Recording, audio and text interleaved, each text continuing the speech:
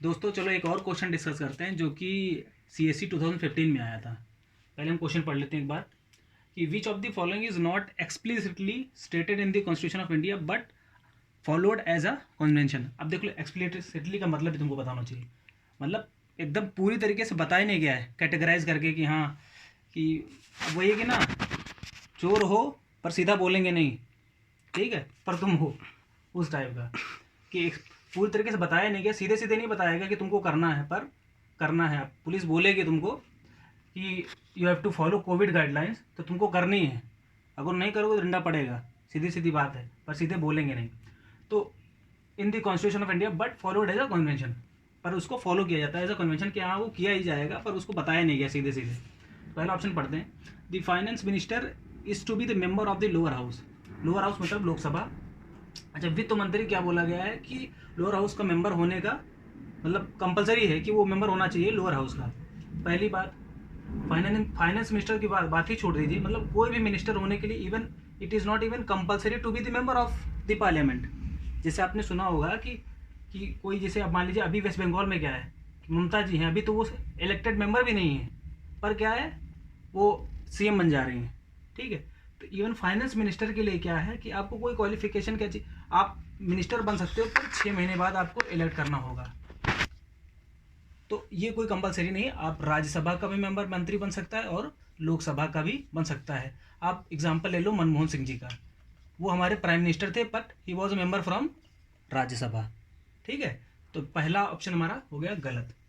अच्छा, दूसरा पढ़ते हैं, दूसरा नहीं पहले तीसरा पढ़ लेते हैं। All the parts of India are to be represented in the council of minister. अच्छा, ऐसा कुछ नहीं बोला गया है कि जो पूरी मंत्री परिषद होगा उसमें हर जगह के जो मिनिस्टर, मतलब हर जगह की जो रिप्रेजेंटेटिव उनको जगह दी जाएगी। मतलब it totally depends upon the government, जो कि रूलिंग पार्टी होगी, जिसकी ज़्यादा मेजोरिटी आई है उस पर डिपेंड करता है।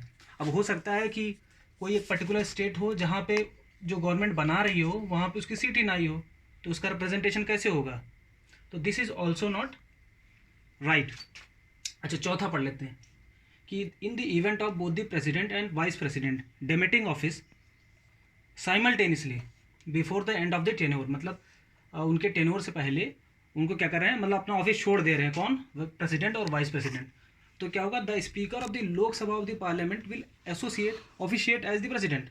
अब बोल रहे हैं कि अगर जो प्रेसिडेंट और वाइस प्रेसिडेंट अपना ऑफिस छोड़ दें तो क्या है, जो speaker of the lower house है वो प्रेसिडेंट की तरह काम करना शुरू कर देगा। अच्छा, पहले आप ये जानो प्रेसिडेंट क्वालिफिकेशन क्या होती है। प्रेसिडेंट इंडिया में क्या है, he is not a party member, not a party member. और एक वहीं at the same time if you see the presiding officer of Lok Sabha, that is speaker of Lok Sabha, he is a member of a party.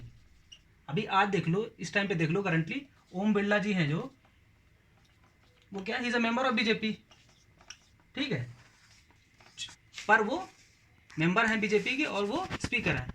तो India में है कि speaker भी रह सकते हो आप और किसी पार्टी से भी बिलोंग भी कर सकते हो, ठीक है।